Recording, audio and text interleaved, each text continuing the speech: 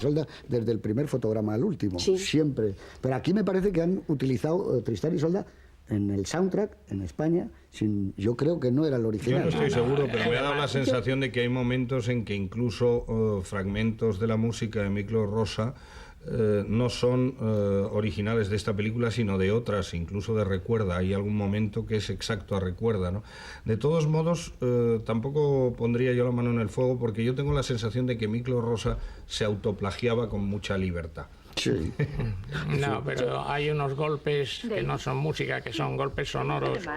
Cada vez que se produce un descubrimiento o algo que suena a laboratorio químico de doblaje español, que en aquel momento De tú todas sabes maneras, aquí también... que no venían las copias con el soundtrack. Yo creo que efectivamente que son músicas distintas. Pero las aquí hizo que... un experimento Miklos Rozsa que le gustó a Frisland, y es que una vez que estaban grabando echó sí, la lo hizo música al para revés. atrás, lo echó al revés, entonces le gustó y a veces está utilizada, y da esa cosa un poco mecánica que tú dices, y como de un chirrido, de una puerta desengrasada de hierro, que eso es un poco lo que perseguía Y que él, fue ¿no? una idea de Frisland, ¿no? Sí, no de sí, Rozsa. que dijo, oye, esto a mí me interesa Pero mucho, yo ¿no? no quería dejar pasar lo del Sí, sí, hermano tú. de la chica, Claro. porque yo creo que hay un elemento ahí incestuoso que también se reproduce luego con la hermana de Mark, o sea, del protagonista masculino. Ahí va yo. Fíjate, sí, claro. Sí, pero al mismo porque- tiempo, tanto el hermano como la hermana son figuras paterna y materna, ¿no? Exacto, exacto. Clarísimamente, Entonces ¿no? son unas curiosas estas posiciones. De hecho, él tiene que señalar que es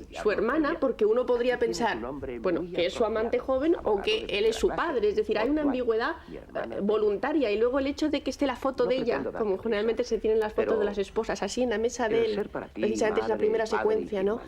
Yo creo que ahí está precisamente creada este clima un poco de Claro, enfermedad. pero precisamente por eso decía yo al principio que el arranque de la película sugiere un proceso psicológico muy complejo en el personaje de Joan Bennett, ¿no? El miedo al matrimonio. No olvidemos que la película empieza Sí. con un flashback que se produce en el momento en que ella va a entrar en la iglesia, ¿no?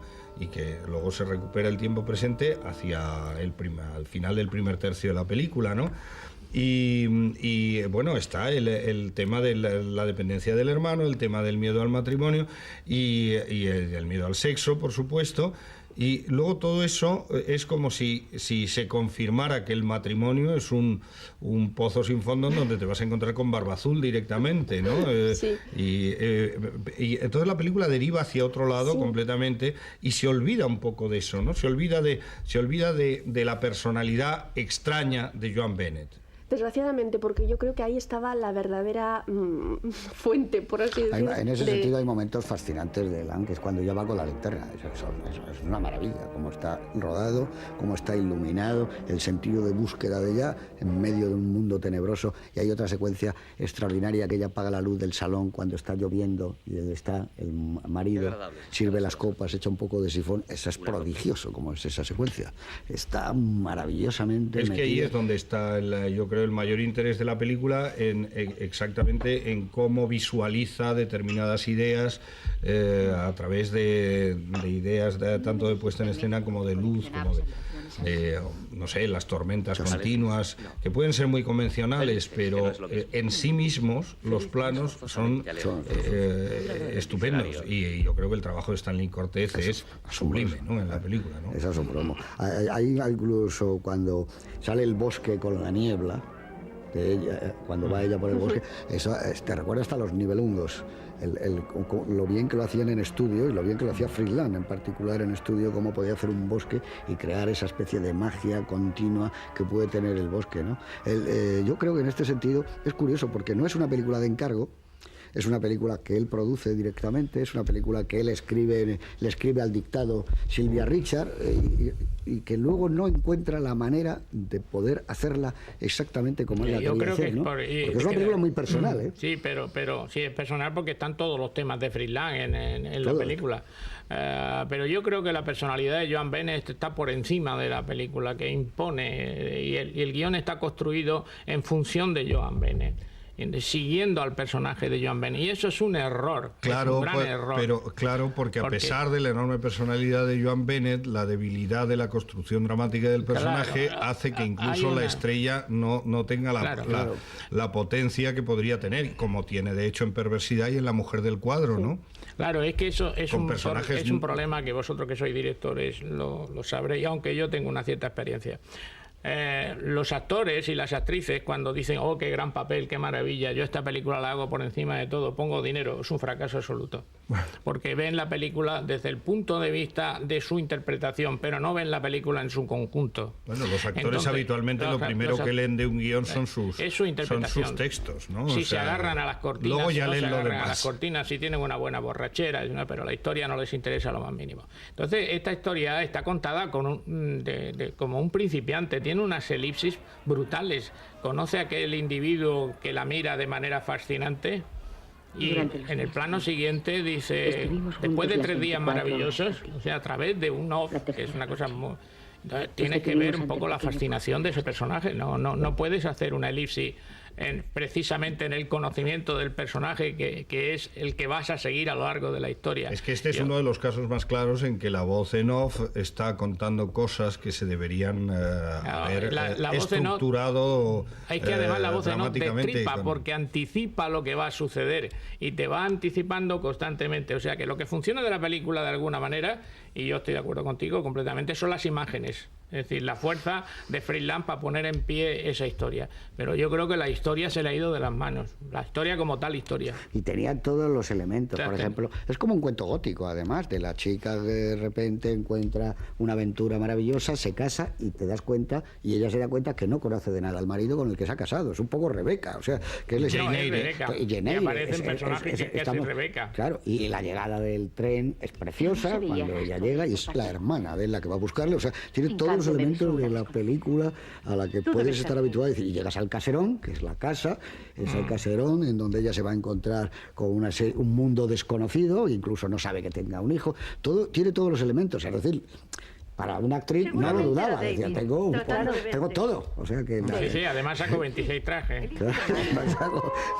Claro, pero tú sabes muy bien, y Juan Miguel por supuesto también, que una cosa fundamental a la hora de escribir un guión es que cuando se tiene la historia que vas a contar, los elementos, digamos, los personajes, la situación central, el decorado, etcétera, etcétera, una cosa fundamental en un guión es decir, ¿y qué historia quiero contar? De todo esto que tengo, claro, ¿qué historia quiero contar? Y yo creo que el problema del guión de Silvia Richards es que no acaba de escoger una historia, no acaba de contar. Exacto. Porque aquí hay 300 películas. Es decir, la historia de ella con el hermano del arranque es una película. Por supuesto, la historia del marido, etcétera, etcétera.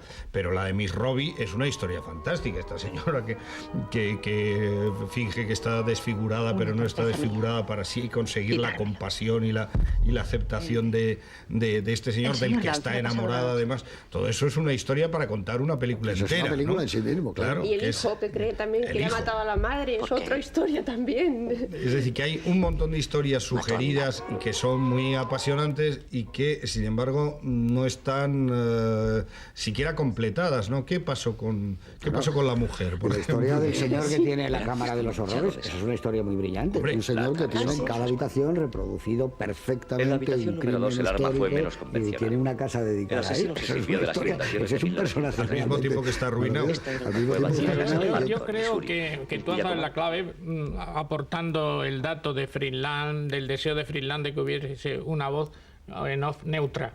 Yo creo que con una voz neutra la película habría ganado, porque precisamente subvierte todos los principios del punto de vista de esta película. Entonces, el señor Henry James se moverá en la tumba si viera la película. Y esa es precisamente porque la cuenta ella. Si ella no contara la película, sino que fuera narrada en tercera persona, se justificarían todos esos elementos de horrores, pero así queda. ¿Por qué sabe ella tantas cosas? ¿Cómo está ella metida en el ajo del marido? ¿Cómo sabe ella todos esos elementos? A mí me parece que ese es el error del guión. Claro, porque, insisto, en imágenes es maravillosa. La secuencia de que ella está cepillándose el pelo y le cierra la puerta, esa es fantástica. Y que de repente se oye un poco de alguien que quiera entrar y que luego desaparece. Ella baja y le dice, pero si era una niñería, eso es una historia preciosa. O sea, que se dice, bueno, ahí empiezas a pensar que quien está mal es ella, no es él. Dice, Claro. ¿Por qué? No, pero era una broma. Él que se va, finge que tiene que irse en un viaje de negocios, se queda sola con aquella mujer en mitad de la noche hasta que llega aquel telegrama. Estás con unos elementos todos como de primera categoría, o sea, elementos muy buenos. Ahora, claro, como decía Fernando, bueno, y ahora tenemos este material, ¿cómo le vamos a dar salida y hacia dónde? Porque claro...